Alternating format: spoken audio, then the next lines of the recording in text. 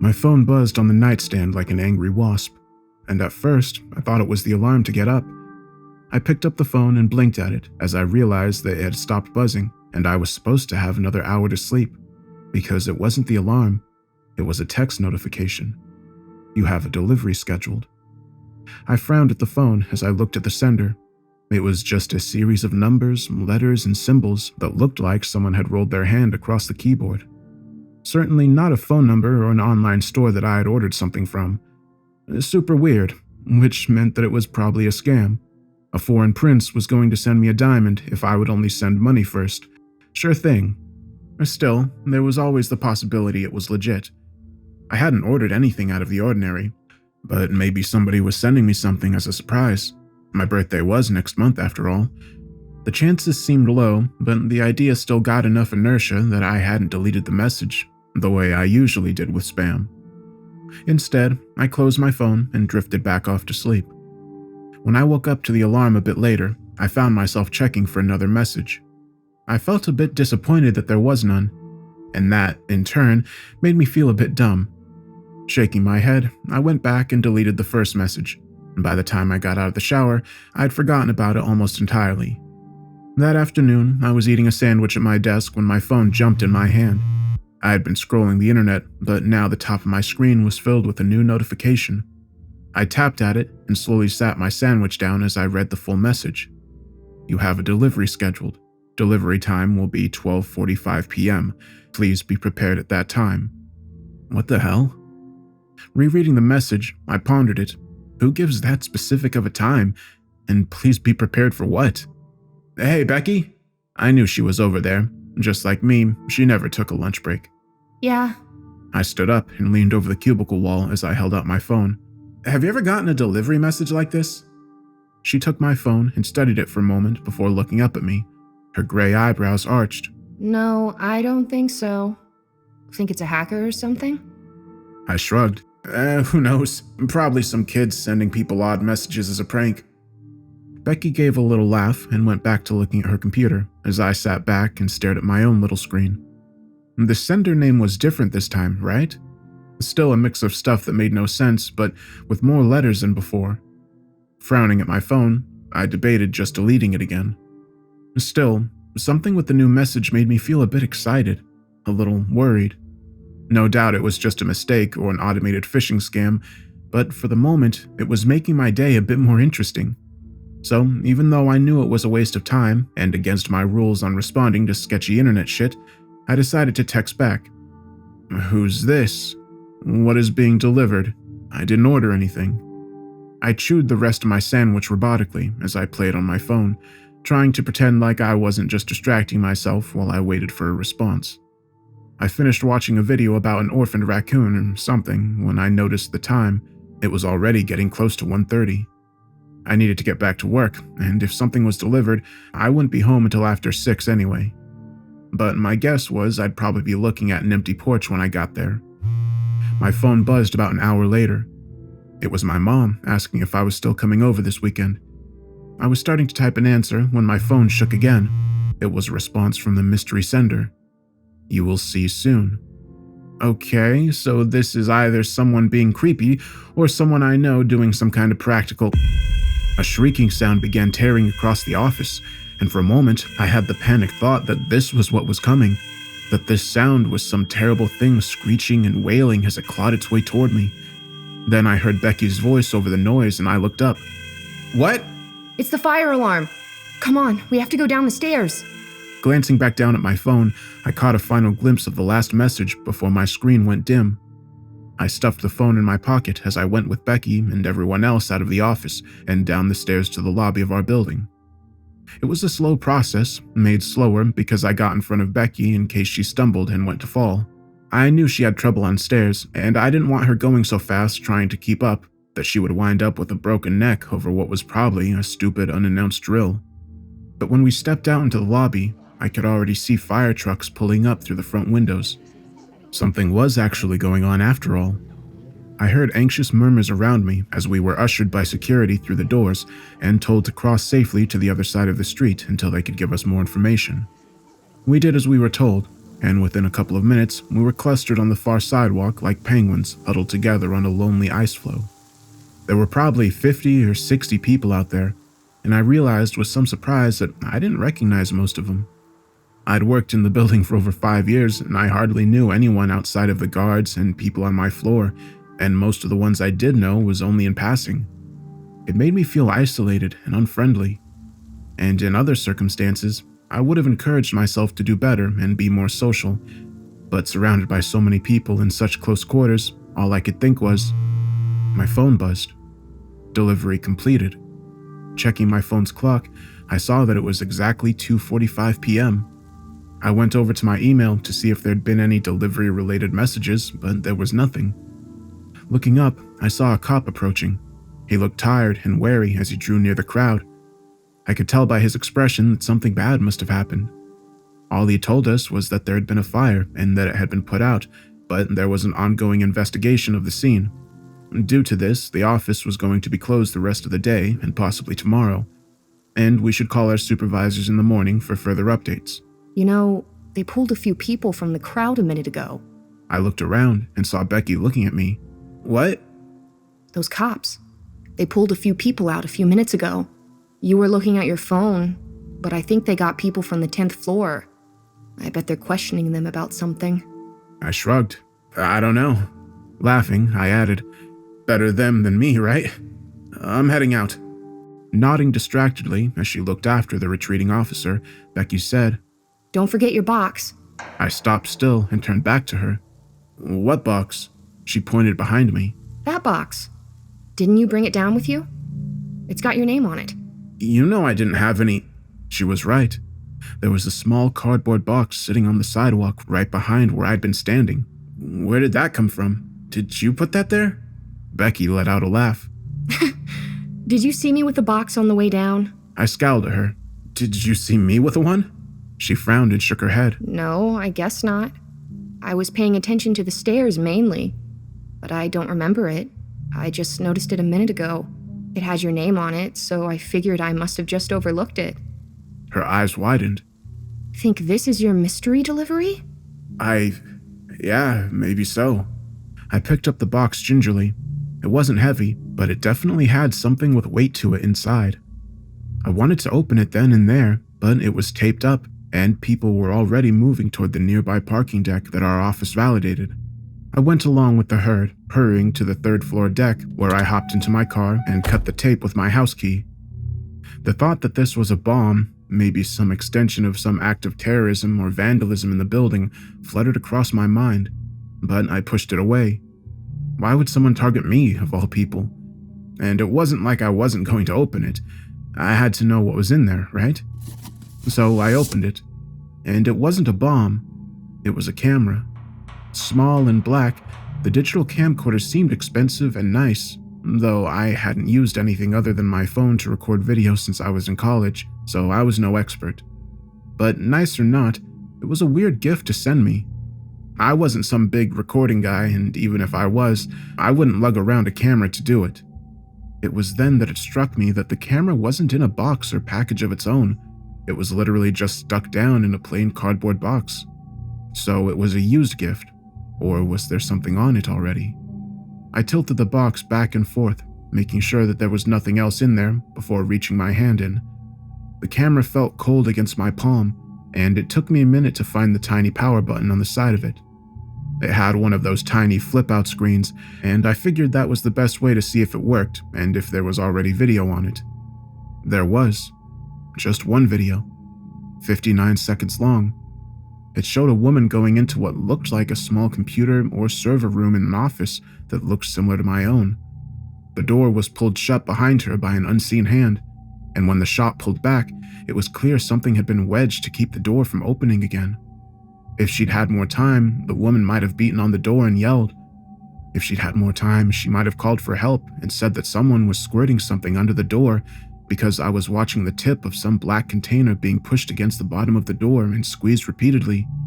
If she had more time, she might have begged for them to stop when she heard the lighter being triggered or smelled the faint traces of copier paper set aflame before being tossed down into the puddle trailing out from the bottom of the server room door.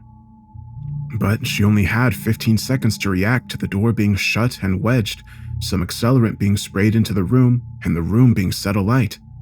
After that, she screamed for help for a few more scattered, painful moments of life, but it was too late for help. Too late for anything. The fire was already eating her flesh, eating her words, eating her life. Oh God, why would anyone do this? And why would they show it to me? My phone buzzed on the seat next to me, and I let out a startled yell.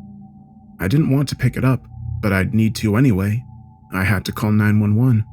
I had to try to catch whoever did this. Swallowing, I saw it was another text notification, and I forced myself to tap it open.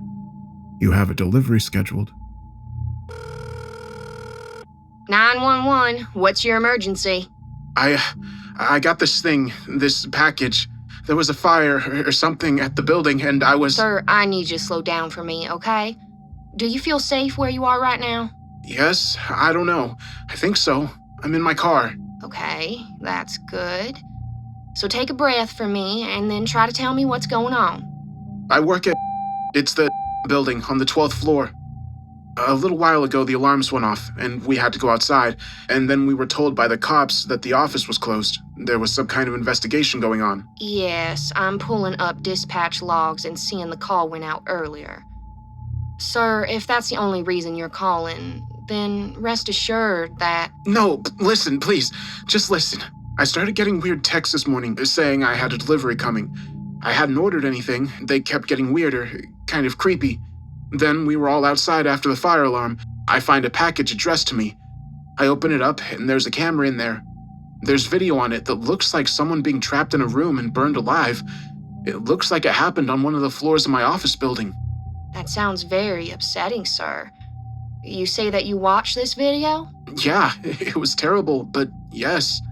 And you think this might have happened in your building? I don't know, but possibly. What floor do you think it might have happened on? You know, if it did happen? What? How would I know? Look, I didn't have anything to do with this. I just got this video randomly and... So you think that someone just randomly picked you out to send a video of them murdering someone? How the hell should I know? Look, I'm just trying to help catch the sick freak that did this and... Sir, I need you to remain calm. No need to be defensive. I'm here to help. Where are you at right now? I'm in my car, the 3rd floor on the parking deck we all use for work. It's the closest one to the building. Got it. Sending someone to you now. Just stay in your car with the doors locked for me, okay? And stay on the line. Yeah, okay. Oh, maybe the 10th floor. What about the 10th floor?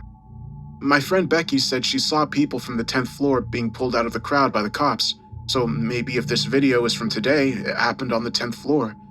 But, I mean, the cops should already know where it happened, right? Sure, but as you can imagine, it's been a busy day for all of us. Yeah, sure. Are they almost here? I'll be happy to give a statement and all, but I'm kind of freaked out, and I want to be rid of this thing. Rid of what thing? What are you trying to get rid of? What? The camera. I don't want to be near that disgusting thing. Oh, I thought maybe you meant the bag under your seat. What? What the hell? This isn't mine.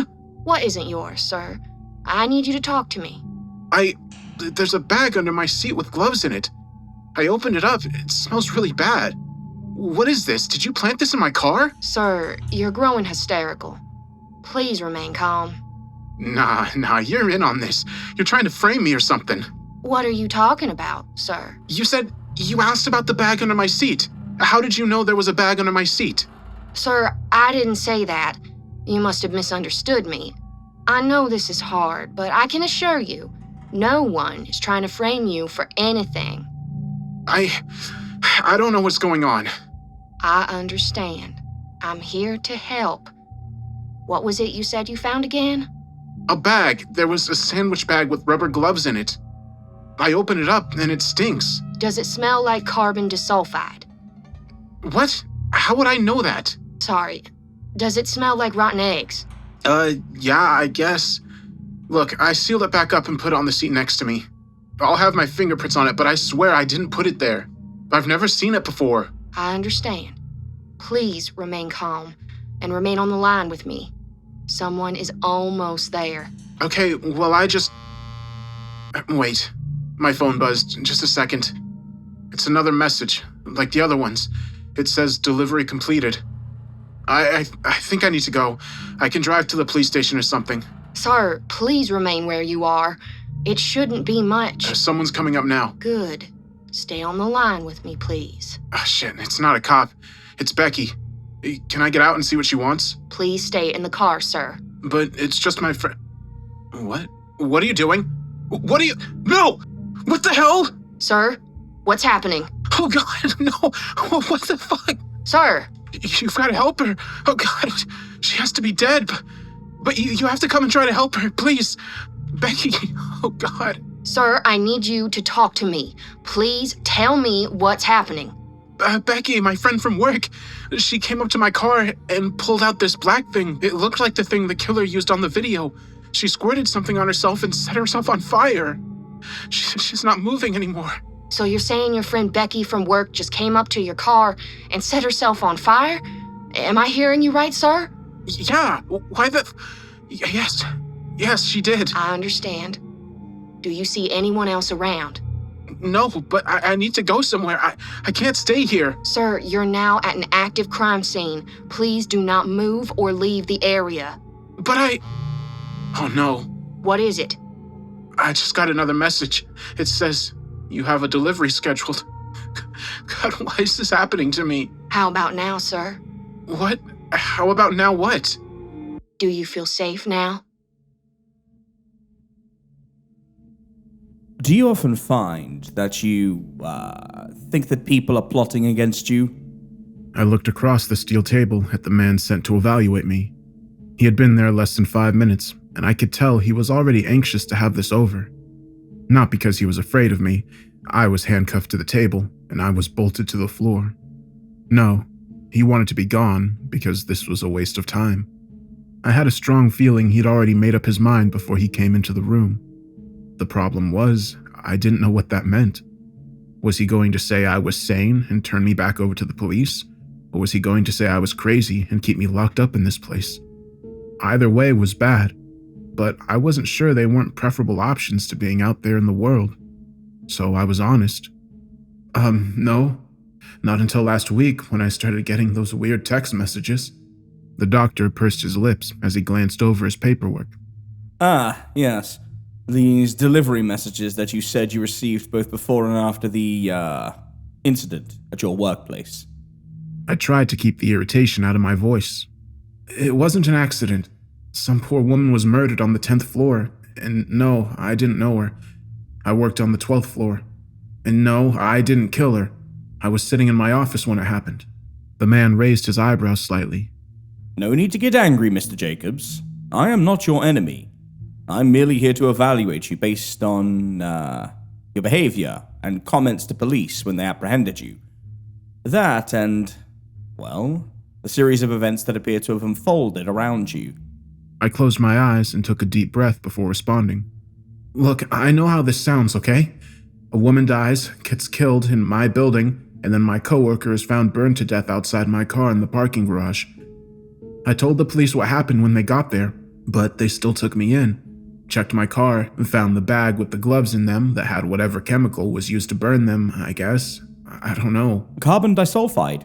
That's what you told the police was on the gloves at the time of your arrest. Swallowing, I nodded. Yeah, but not because I knew that. It's because that's what the 911 operator told me it was. Or, well, at least they implied it. He cut his eyes back up at me from the notes. This 911 operator that wasn't a 911 operator. I don't know if they were a 911 operator or not, but they're in on it. They have to be.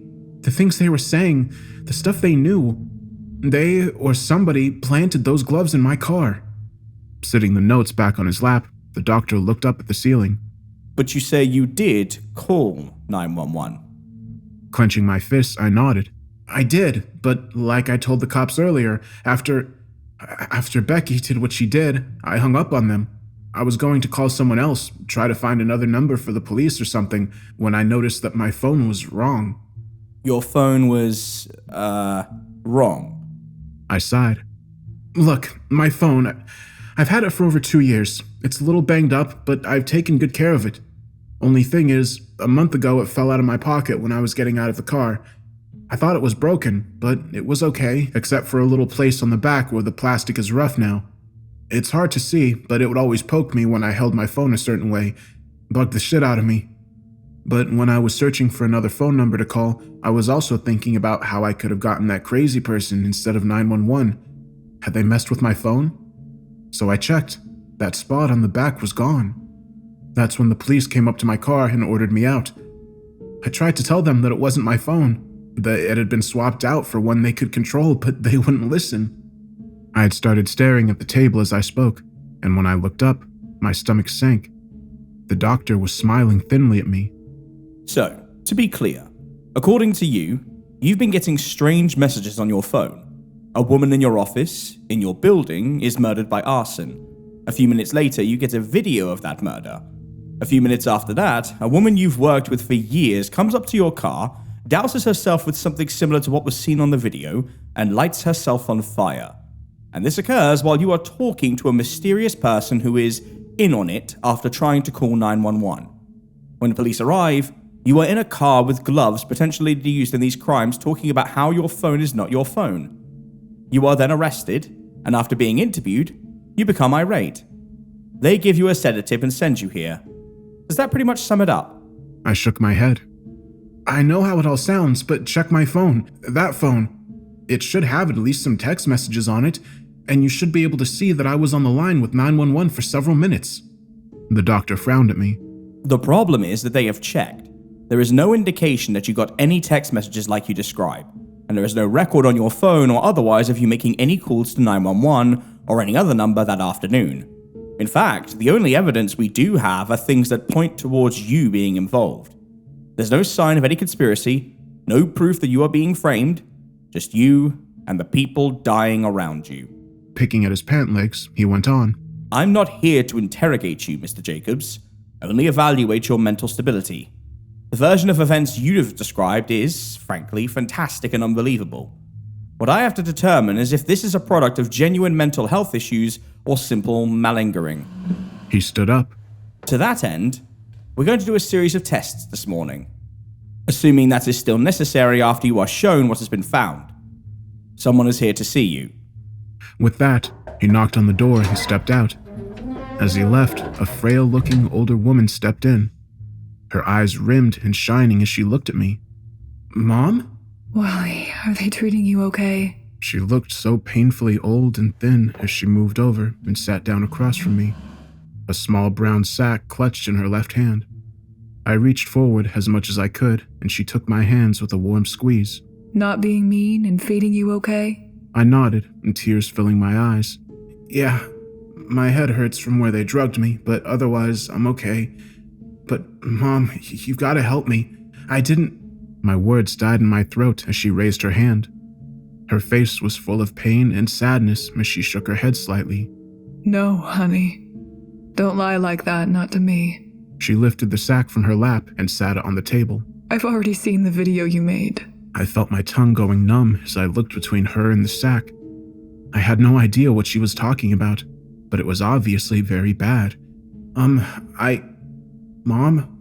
What video? She looked exhausted as she reached into her bag and pulled out a cell phone. She held out the phone with trembling hands.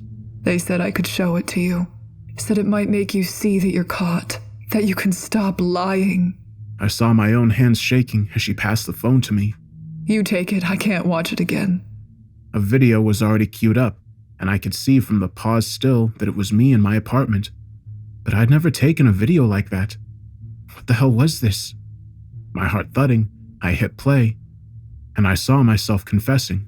I just got this thing in me. I open it up, and I'm sick. I want to see someone being trapped in a room and burned alive. I want to see Becky. That disgusting thing is set on fire. I need to do this. Listen, please, just listen. There's a bag under my seat, a video in my car. Catch me, please. None of this made any sense. I don't remember saying any of this, yet it seemed oddly familiar at the same time. I shifted my hands as I held the phone. Holding it like that was poking me because on the back... Wait, This was my real phone. I looked up to tell my mother when motion drew my eye back to the small screen. My video self moved closer to the camera, and where he had looked tormented before, he was now smiling at me as he said one last phrase. "Delivery completed." I looked back up as my mother raked something across her throat, the wound sending out a stream of blood as she tumbled to the floor. I screamed and pulled at my handcuffs, but they wouldn't budge, and within a handful of seconds, she had grown still. Glittering next to her, I saw what she had used to kill herself, a set of keys. I struggled to free myself, to go to her, until my arms and legs ached with the effort, and then I sat there, alone and weeping for what felt like hours. Finally, trying again, I stretched out my leg past its limits and began edging the keys toward me. That's when my phone buzzed on the table. Even without picking it up, I could see the text notification. "You have a delivery scheduled." The keys were slippery with my mother's blood, and I almost dropped them as I contorted my fingers to unlock the handcuffs. My brain was largely numb by this point. Too much horror and insanity had flowed over it in the last week, smoothing out the ridges and contours of order and sanity that had been landmarks in my mind. All that was left was a base drive to survive. That and the quiet, complaining whisper that it was too late. Everything was ruined, and it was better to just give up now. I ignored that voice. It was my father's voice, the way he sounded the last time I saw him in the hospital. I'd been young, but I'd known it was the last time I'd talked to him. In some ways, I'd understood why he was ready to go, but it hadn't kept me from hating him a little, hating the weakness in him, in me. I stood up from the table on shaky legs and kept my eyes lifted as I stepped past my mother's body. Now wasn't the time to try and figure any of this out. I needed to escape if I could, and the next step was trying the second key. The door opened easily, and when I looked out, I saw that I was in some sort of trailer. The hall and central rooms were empty, and through a nearby window, I could see lush green trees and tall grass stretching up and over a hill. None of it looked familiar, but my more immediate concerns were the 3 black cars parked out front. Why were they just sitting in... I stumbled as pain flared across my head and chest briefly, gone so quickly that I questioned if I'd felt it at all. Gritting my teeth, I made a decision. I was going to go out and confront them, make them give me answers, or go ahead and kill me. Either way, I was done with this crazy bullshit. I flung open the door and caught it as it bounced open.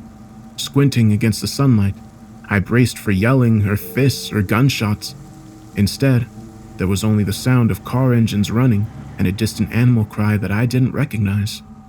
I jumped past the folding metal steps going down and headed toward the nearest vehicle, only slowing when the tinted window scrolled down and I saw the doctor who'd been questioning me in the driver's seat. "You want the car over there, Mr. Jacobs." I stopped up short. What? What the hell are you talking about? My mother just killed herself in front of me. What is this? What's going on? He took a sip from an aluminum can before waving it in a small circle. Yes, it's all very strange and confusing. You're the victim of forces you can't understand or control, blah, blah, blah. I'm sure this is all very interesting to you, but it isn't to me. So go get in that car and drive away. Run while you can. I took a couple of steps forward as I saw the man's drink had been replaced by a small pistol. Stopping again, I shook my head. Just tell me why. Why me? And how are you able to do all this? Control people? My own mom? The doctor shot me a sour look. You're making a mistake. You think all this weird shit means you're special? That you're entitled to answers? That you could demand satisfaction? He coughed into his hand and studied it for a moment before looking up at me with fresh anger. They sent me over because they think you are a candidate. He held up his hand and I could see a reddish-black stain on his palm. But the way we do it, it's not so easy on the body. And the longer I'm here, the worse it will get. So you need to decide.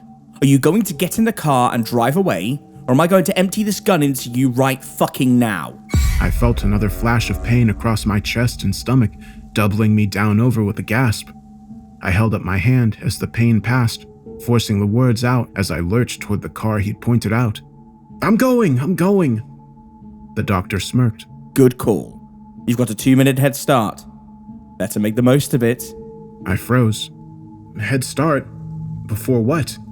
The man gestured with his gun toward the third car. Before they come to kill you, buckle up and drive fast. I was driving less than 3 minutes when I saw the other car approaching in my rearview mirror. I had found some kind of dirt access road, and I was driving on it as fast as I could and not wreck, but they were catching up quickly.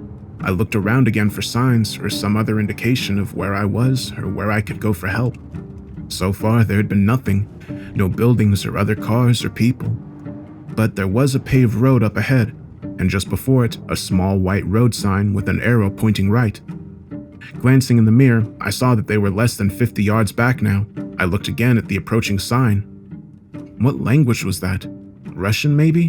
And below that, it said, Pripyat. 5 kilometers. What the hell? The steering wheel jumped in my hands as I was struck from behind.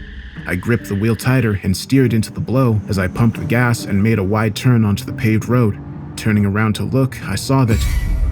I shuddered as a wave of pain flashed through my left arm and both legs. I managed to stay on the road, but just barely, and the loss of speed cost me the little lead I'd gained.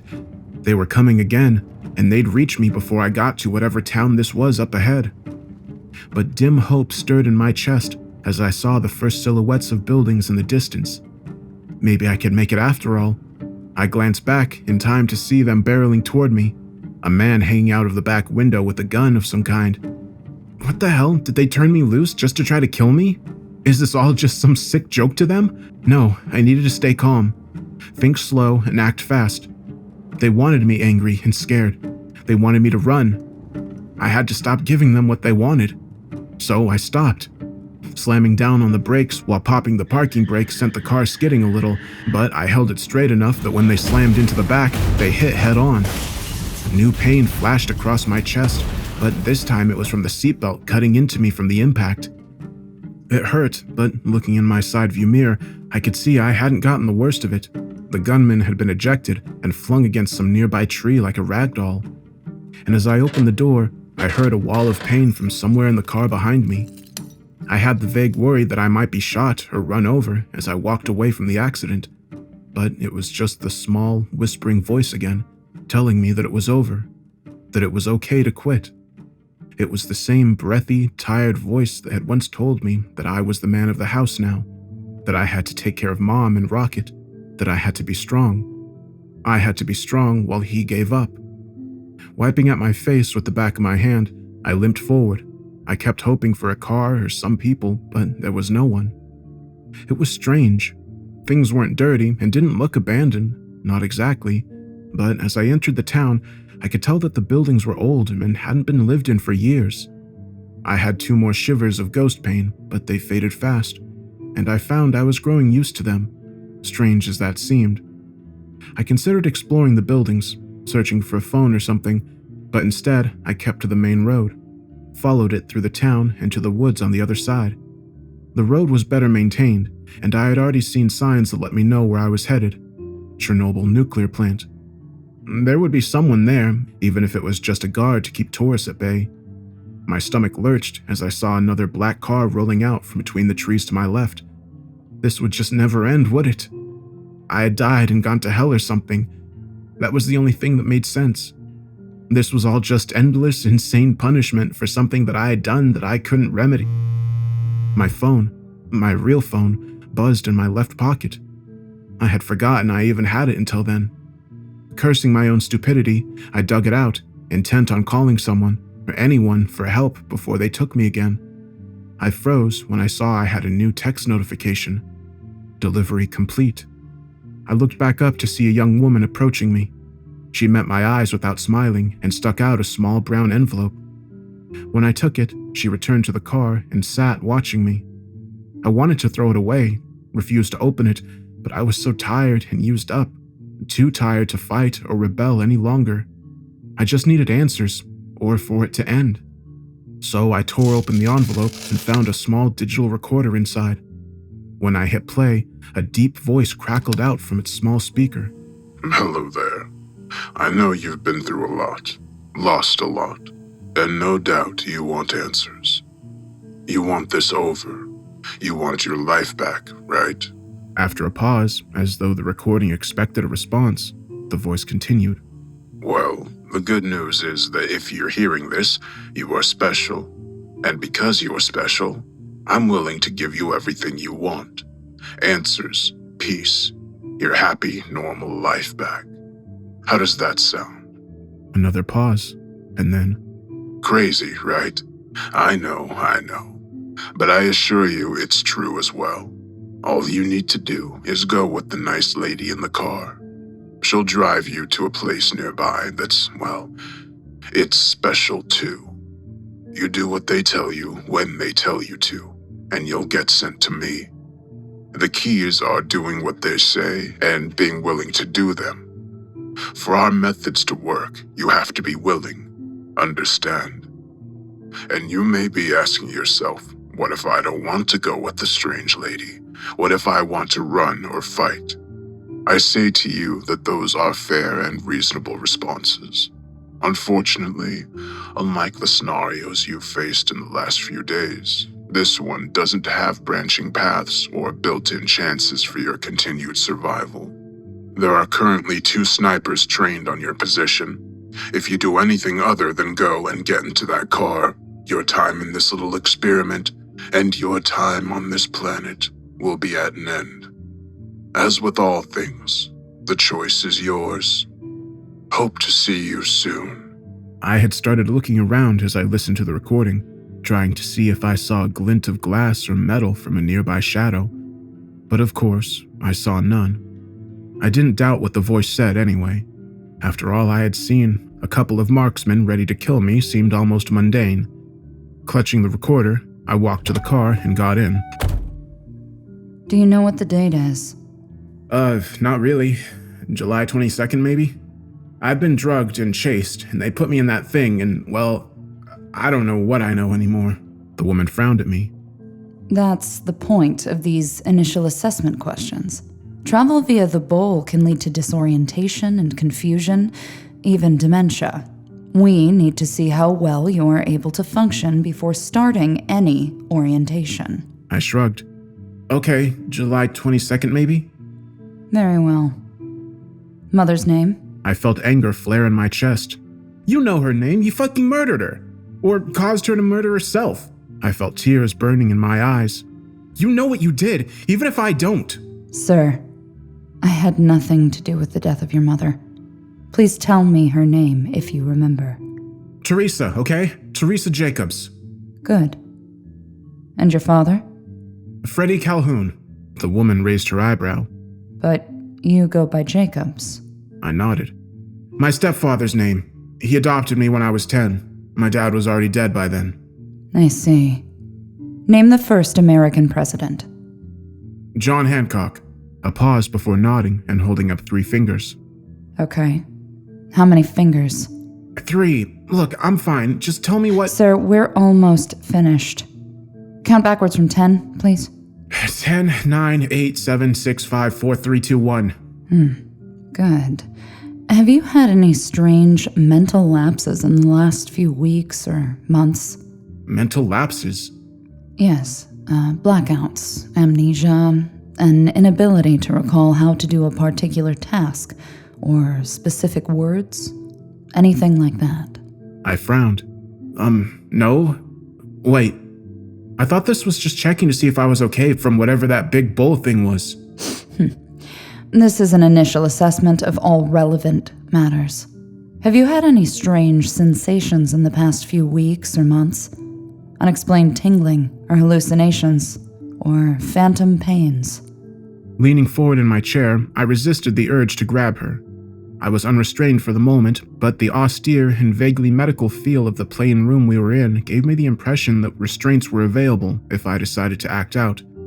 Gripping my hands together tightly, I tried to sound calm. Yes, I've had weird, unexplainable pains.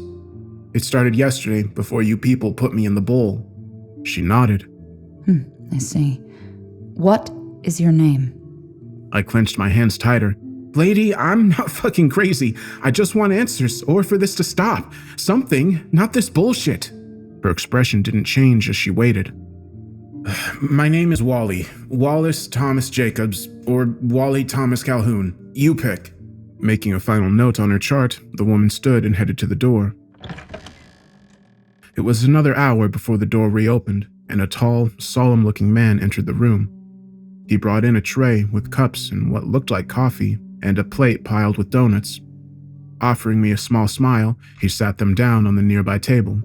"I'm sorry, I know you must be hungry. This is all I could scrounge up for the moment. We'll have you a proper meal soon, though." I shrugged. "That's fine, I'm not hungry. I just want to know what the hell's going on. I keep seeing this parade of people and no one's telling me anything." Then something struck me. "Wait, you're the guy on the recording, aren't you? The one that threatened to have my head blown off if I ran?" The man's smile widened as he looked at me. "Guilty as charged, but please don't hold it against me. I was just giving you a little push towards making the right choice, which you did. But rest assured, those theatrics aside, I'm very honest and easy to get along with. I think in time, you'll find we have a lot to offer each other." I went to say something sarcastic, but the man had stepped closer and was holding out his hand. "But I'm being rude, coming in and running my mouth without even introducing myself." I put out my hand uncertainly, and the man gripped it tightly, his skin cool and faintly greasy to the touch. "You can call me Mr. Solomon. Do you watch much TV?" I stared at the man warily. Mr. Solomon had only been in the room for a few moments, but I already felt a growing sense of unease and hatred being in his presence. Maybe it was just because he was the current face of all the madness and death I'd seen in the last few days, but I wasn't sure, because I felt like I'd been trapped in a hurricane, a chaotic but mindless force without a will of its own. You could try to hate it, but what's the point? But this man, I wondered if he wasn't the one guiding the storm that destroyed my life. Glaring, I shrugged in response. "I guess." Solomon nodded and smiled, seemingly unfazed by my state. "Me too. I love it. All kinds of shows, really, but my favorites are the ones that have a bit of the fantastic to them. Dramas with surprise twists, science fiction asking big questions, heroes and villains, life and death. You know what I mean." "Yeah." Smirking slightly, the man went on. "I understand your surliness, and I'm going to ignore it for now. Back to my point. The big problem with so many of these stories is that the heroes, and sometimes even the popular villains, aren't in any real danger. Oh, they pretend that they are, and the viewers go along with the joke, but in truth, there's an unspoken pact between the creator and the audience that the people they really like just won't die." When I didn't respond, he went on. "In your world, they use the term plot armor." I raised an eyebrow. What the hell was he talking about? Was he in here to talk about TV shows? "No, I don't think so." "So the bowl did bring me into another world?" Solomon chuckled. "Well, yes, of course. I'm not going through that thing to talk to you. We don't even know how it really works, you see. We can stimulate it and direct where it leads, but from what we do know, there shouldn't be any side effects to travel if it's done right. And, well, we aren't doing it quite right yet." He rolled his eyes. "And believe me, I'll hear bitching from Jeffries. Sorry, the man that questioned you yesterday in your world, that he had to go over and help collect you. Assuming he makes it, of course." I felt a new fear running up my back. So he's sick from going through the bowl? Am I going to get sick too? Solomon grinned. "Most likely not. And that's a good segue back to what I wanted to talk about. Plot armor." He settled back in his chair. Plot armor is a pop culture term in this world that applies to the story phenomena I was just describing. If you're the main character, you're safe. Not just because you're especially strong or smart or skilled. You understand. You're just arbitrarily protected because you have to live for the story to continue. Whether it makes sense for the plot or the reality of the story is a secondary concern. What the hell is the point of any of this? His eyes narrowed. Don't be rude. I'm trying to give you an explanation you might understand, to help you. So don't be rude and don't interrupt. Or don't they have manners where you come from? Clenching my teeth, I quietly nodded. Good. Now, as I was saying, plot armor can be a powerful thing in a story, and fortunately for you, you apparently have some yourself. What do you mean? This isn't some stupid story. This is you people ruining my fucking life. Killing people I care about. Solomon waited until I finished and then went on. This is only partially true for several reasons.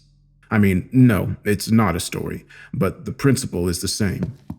He stood up and walked over to a small table with a computer monitor on it. When he turned it on, the image that flared to life on the screen was of me sleeping in the room. Except I was wearing different clothes, and I hadn't slept since I'd been there. What is this? More tricks? Like the confession video on my phone? The man laughed dryly. No. The video confession was a simple deepfake.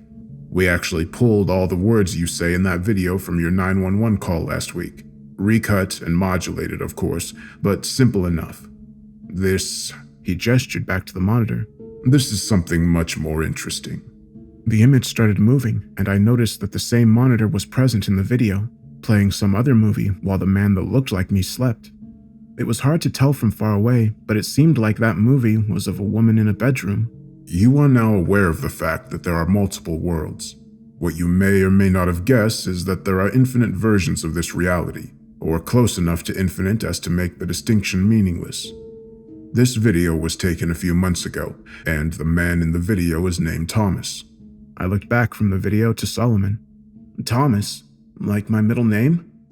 He left the monitor playing and sat back down. No, Thomas as in you, or an alternate version of you. This world's version of you. A version that is very valuable to us. Sighing, he folded his hands on his crossed knee. Shortly after this video was taken, Thomas left us. Well, let's call it what it was. He escaped. We tried to find him, but his trail died in a small town in Nevada. He swallowed, looking like he tasted something unpleasant. That made our benefactors, well, they weren't happy. They left us to our own devices for a short time, but seeing our failure recovering him, they imparted new knowledge on some of our team in a very unpleasant fashion. A way of finding him and regaining what was lost. You see, there are alternate realities, but there are not infinite versions of everything in those realities. And with some things, and even some people, there are only ever a few versions.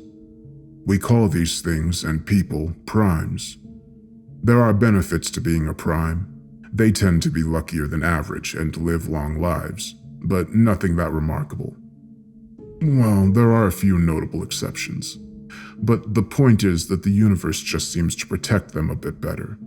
Give them a bit of extra cushion, plot armor, if you will.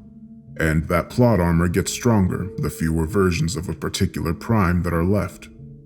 That being said, there is a threshold. Don't ask me what it is, because it apparently involves so many variables that even our math guys can't really predict it. Where if there are a few of a particular person or thing, a particular prime, the balance shifts back the other way. Instead of the universe just protecting the versions of that prime, it starts simultaneously attacking them too, thinning them out, trying, as best we understand, to reach a singularity. He pointed at me. You and Thomas are alternate versions of a prime, and based on what we've been told recently, you are likely the last two. So far, your luck and his have held out, but it's only a matter of time. It's coming down to a tug of war between the two of you, and it's a contest you'll lose. I didn't believe any of this shit, but I couldn't help but ask the question. Why? Why are you so sure I'd lose instead of this supposed alternate version who escaped? Solomon smiled thinly. 2 reasons. The first is that, apparently, as things grow closer to there being only one prime, the remaining version begins to suffer symptoms. The version that is most likely to be the survivor, the singularity prime, tends to get blackouts or memory gaps. They often have trouble with certain ideas or words. All the rest, the losers, they begin feeling the echoes of each other dying as the universe eats them one at a time. Those phantom pains you've been having more and more frequently, those are the times that another version of you died. I felt a ball of ice beginning to form in my stomach. Okay, what's the second reason? The man looked more serious now. Thomas has something inside him, something that is protecting him. He was already showing signs of being on track to be a singular prime before it was implanted. Memory loss, a special connection with another past valuable asset. But we were ignorant of what these symptoms actually meant until our recent education. But with his implanted ally, he has something making sure that he stays safe. And as I hope I've made clear, his safety means your doom. I stood up and began pacing. When I glanced back, I saw that Solomon had produced a small gun, but he only watched as I went back to walking. So, what is all this? Why am I here? What do you want from me? We believe that you can find your alternate self where we cannot, that the safeguards that hide him won't apply to you. So, we want you to find him and bring him back here. This may sound like a daunting task, but we have it on good authority that you have a significant likelihood of success. I stopped walking again and stared at him. So what, you want me to go find this alternate Wally, or Thomas, or whatever, and kidnap him? Bring him back to you assholes? Solomon's face darkened slightly as he nodded. Precisely. If you do that, you'll be free. More than that, we can aid you in selecting one of the better versions of your life to set up shop in. They're all up for grabs, except for yours and Thomas's. He chuckled darkly. And trust me, you don't want his. I frowned. Because you're going to kill him, right? Or you're going to leave me alive and let the universe eat me anyway? Because from what you've said, there can only be one of us left before it stops. Solomon regarded me for a moment as he raised a finger and pointed it at me. That's a good point, and one you'll have to trust us on a bit. But I assure you, once we have extracted what we need from Thomas, you will find yourself safe and sound in a new and better life, and you'll never hear from us again. No. The man frowned. I understand this is a lot to wrap your head. No, I understand it fine. If I believe what you're saying, you destroyed my life, or at least gave the universe a helping hand, all to see if I was the best candidate to send after this guy, Thomas, who is, again, according to you, an alternate version of me, who you had locked up for some god-awful reason, I'm sure. Now you're trying to manipulate me into going and hunting him down based on a promise that you will give me a new life that used to belong to yet another version of me that you probably also had a hand in murdering. That about sum it up? Solomon shrugged. Well, that's largely accurate, but… Fuck you. That's my answer. Fuck you. I'm not hurting anybody, and I'm sure as hell not helping you. You want him? Go and get him yourself.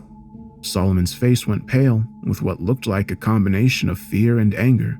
As I've already said, we've tried. We failed. If we fail again, well, we can't fail again. I shrugged. I was brimming with anger, and I knew that I was likely about to die or get tortured, but I didn't care. It sounds like your bosses are just like you, giant assholes. The man stood up, his lips thin and stretched tight. I can see my attempts at being honest and civil are pointless. He looked up at the camera in the corner of the room. Take him. A moment later, the door opened. Several large men in scrubs came in and took me to the floor, and while I struggled, it was no use. Within a matter of seconds, they had injected me with something, and I felt my body growing heavy and numb. I saw the room shift as I was put on what I guessed was a gurney of some kind and moved to the hallway. We traveled down several halls before coming to another room. When they wheeled me in, I saw it was already occupied. There was a monster inside. The thing was chained down and had wires and various prods covering the enormous worm-like length of its pale red flesh. And as we entered, I saw it turn what I suppose was its head towards me. It moved tentacles studded with black rocks and oozing a gray liquid in a gesture that might be a threat, but seemed more like a plea for help. I had a feeling that whatever it was a prisoner here too. I found myself overwhelmed with terror and despair, and my inability to move more than my head or even scream made it all worse somehow. Not that I thought I could escape or convince them to let me go. Any hope of that had already died. I just wanted to cry out at how wrong and unfair it all was. One final protest before the end. As if reading my mind, Solomon appeared over me again. Oh, never fear, Wally. You're not about to die. Nothing so fortunate for you. My hope had been that you would be reasonable.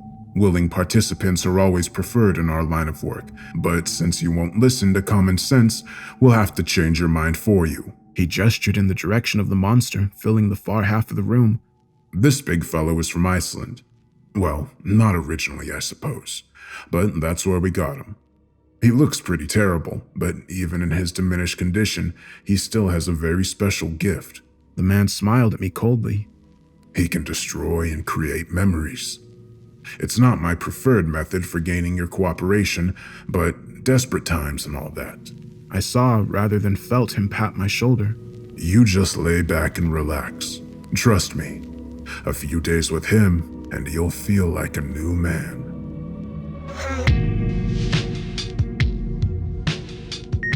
Day 2 version of written emetic summary narrative by subject Wally. At the time of the summary, the Wally project is progressing within predicted parameters. This narrative is classified and is not to be accessed by anyone other than members of the Thomas Project, its temporary Wally Project sub-branch, and living members of the kin.